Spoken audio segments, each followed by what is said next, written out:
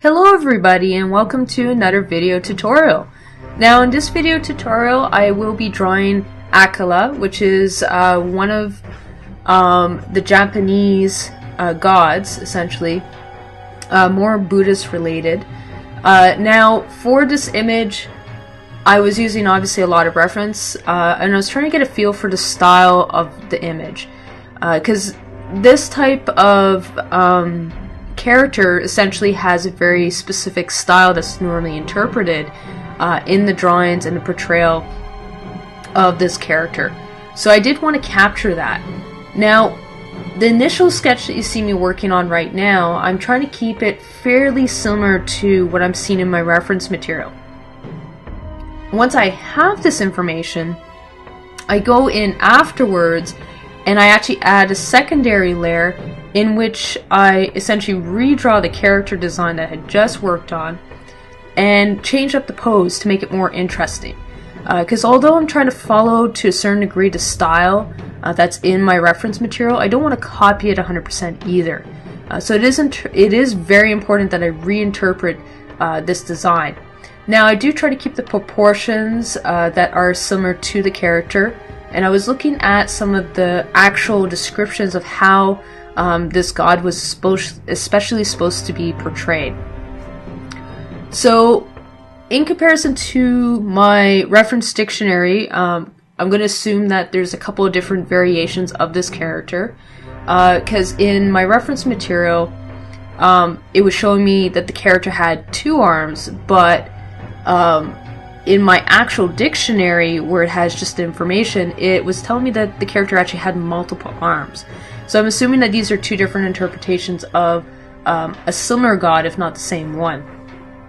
So based off this information, I went off of the actual visuals I could find that seemed to represent something that would be interesting and seemed to incorporate some of the aspects of both. So I did go with mostly the visual reference instead of looking at the text reference. Normally I'll use the text reference material though when I'm working on a design, and the main reason for that is this allows me to really come up with a new or interesting way of viewing a character. Now, since I knew I was going to be changing up the pose a lot and some of the design elements, I didn't have to worry about that because there would still be my own interpretation of this character. But I was going to keep for sure some of the basic design elements that portray this character more uniquely. So this character, based off my internet research versus my actual book library, was that this character actually normally holds a sword and then a rope in one hand, in each hand. Then the character also has generally bellowing flames behind him. He is normally kneeling. Now in this case I did not want to do a kneeling god. I did want to show a more dynamic pose for him. And he is normally standing on a rock surface. So by taking these elements I came up with the design that you see me working on right now.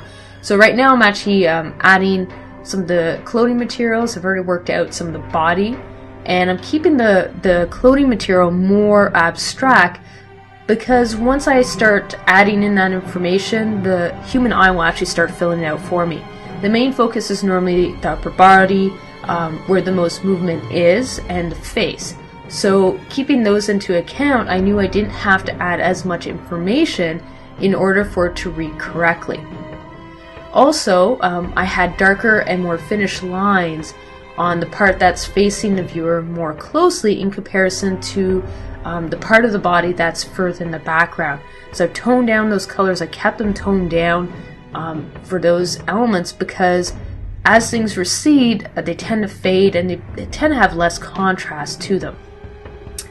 By doing this, I didn't have to go in afterwards with another brush and toe down that information.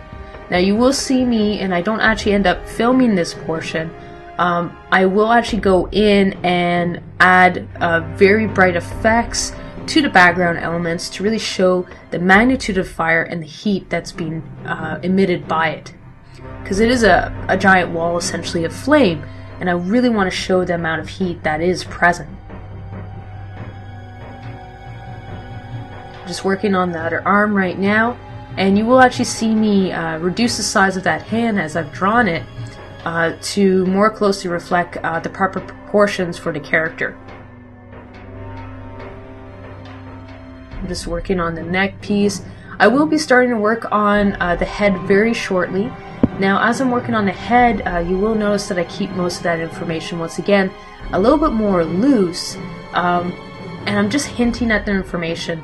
There is no actual need for me to fully detail those out, because the heat from behind him would actually be softening out most of the detail anyway.